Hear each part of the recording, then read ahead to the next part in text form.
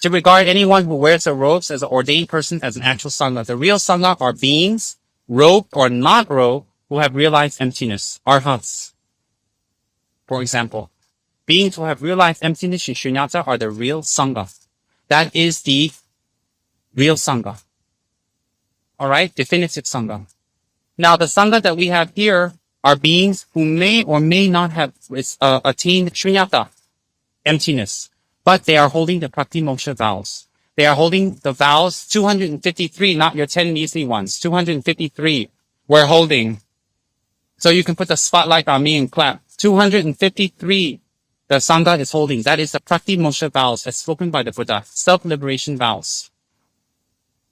Based on the 4 vows, no killing, no lying about one's attainments. If one doesn't, you don't have clairvoyance, you tell them you have clairvoyance. You have to disrobe yourself. No lying, no killing, no stealing, and no sex, period. Based on these 4, 249 vows are kept by the Sangha. That is why we respect the Sangha. We don't respect them because they're wearing long, beautiful, flowing maroon wine-colored robes and they look graceful like me. That's not the reason we respect them.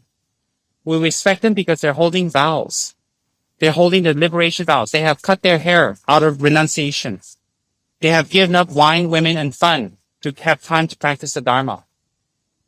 I'm not self-praising myself, but I'm telling you the truth. Honestly, I'm conveying a message to the Buddhists. The third jewel, Sangha. We should let the Sangha sit at the front. We should give their food first. Their food should be clean. We should respect them, talk nicely to them, not scream and shout, because if you scream, shout, and disrespect them, you are disrespecting the Pratimoksha vows. Which leads to enlightenment. So indirectly, you are disrespecting the state that they represent, enlightenment. They should be kept clean. They should be talked nicely. You shouldn't argue, fight, scream, shout, walk around in unseemly clothes around the Sangha. Never. Never. You should never do things that are disrespectful near the Sangha because they are holding the vows. Now, if this Sangha member has 3 mistresses, riding around in a BMW, has a huge fat bank account, I don't know about that one. But don't criticize either. You leave them alone.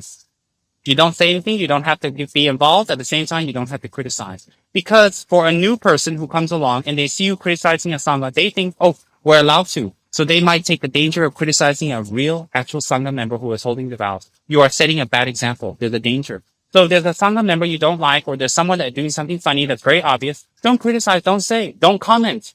Don't be kind. I don't like to say it, but, I really don't like to say these things, but leave it. There are good Sangha members, there are bad Sangha members. It is not for us to judge. If we make a danger of criticizing a correct Sangha member, the retribution will be very strong. You have destroyed your refuge vows. I take refuge in the Buddha, the Dharma, you have 2 jewels. The 3rd jewel, out the window. So, do not criticize the Sangha. Even if the Sangha is unintelligent, uneducated, cannot teach, cannot do anything, but he's holding his vows, he's doing a lot more than you. A lot more than you. Just on the basis of his vows, he will be able to attain enlightenment. He can. Buddha was a monk. It is not something that Tibetan lamas made up. Even if monks sleep all day, but if they hold their vows well, they are an object of veneration because they are holding their vows. Better one that sleeps all day and holds his vows than one that runs around all day and doesn't hold his vows. They are still better than a lay person who does not hold any of the vows, who run around and indulge in anything he likes. And let's be equal. She likes. Right? Equality. So, we must respect the Sangha out of the pure logical thing that they are holding Pratimoksha vows, which will lead to enlightenment. Where the Sangha is where the Dharma is going to be. Obviously, all of you are not going to spend the rest of your life renunciates, ascetics, studying the Dharma. We respect Sangha because they hold the Dharma in a limited or great or very great capacity. Either way, they are holding in one way or another. They are a sign that the Dharma is still around. A physical sign that the Dharma is still around. Do not sit on the same level as Sangha members. Do not sit near them. Do not try to be on the same level. If they're on a chair, you sit on the floor. I'm not saying that because I'm a monk. That's the way it is, and I'm sorry I have to tell it to you that way. Please forgive me. I'm not trying to get more respect for myself. You're not stupid. If it's not logical, you're going to get up and go home. Before 1 o'clock. Right? So, When you offer the Sangha with two hands, when you give them something with two hands, oh, I gave him a $15 angpao. He didn't come to my house and bless my house. What kind of Sangha is that? No. You gave the Sangha an angpao, an offering, a food, a dana, in order to cultivate your merits, not to feed them. They don't sit there and say, Ong angpao hong pe, ong angpao hong pe. They don't wait. They don't expect. Ong dana hong pe, ong cheesecake hong pe. Okay, I'm filled with cheesecake, yes. They don't sit there and wait for that. They really do not sit there and wait for your cheesecakes and angpaos. I don't. I discourage angpaos. I encourage cheesecake. But you respect the Sangha because they're holding vows. Whether they're sleeping all day, whether they're dumb, whether they're intelligent, whether they're great lamas, they can fly in the sky, or they can't get even out of their bed. You respect them because they're still holding the vows. A lazy, silly, uneducated Sangha who's holding the vows well is better than an energetic, wonderful, smart, intelligent, rich layperson that commits all the 10 non-virtues. Much better. Is it logical? Think about it. Don't sit on the same level as Sangha. Do not disrespect the Sangha. Talk softly, talk well with them, because you are talking well to a state that you wish to achieve. And any sign of the Sangha, if they're in your house, if they're in your place, if they're near you, if they do something for you, it is an honor. I think that too. It is an honor. It is an honor because it's a sign that Dharma is there. Any true Sangha member that is holding the vows, it is said in the Vinaya text, the Vinaya Sutra by Buddha, any Sangha member that we see who is holding the vows, we will collect the imprints to become enlightened in the future. They have that power to plant the imprints, karmic imprints, paksha. If we see a true Sangha member, even we don't know anything, even we don't like, the minute we see them, it plants an instinct because of the power of the vows. Where do those vows come from? The Buddha's mouth. Not these crazy Tibetan lamas that ran away from Tibet in 1959 with nothing but a cup and hanging out in hot India. No, we didn't make these up. And if it's not true, go check out Thailand and Burma, Sri Lanka, and Ceylon. Because of Sri Lanka. Go check them out. They're even stricter than us. So, the Sangha is the actual object of refuge. They are people or beings that you emulate. You show respect to them because you show respect to the Dharma. You should treat them accordingly. Never criticize, never say bad things, never show respect to a Sangha. There are a lot of retributions that may happen. A true Sangha member.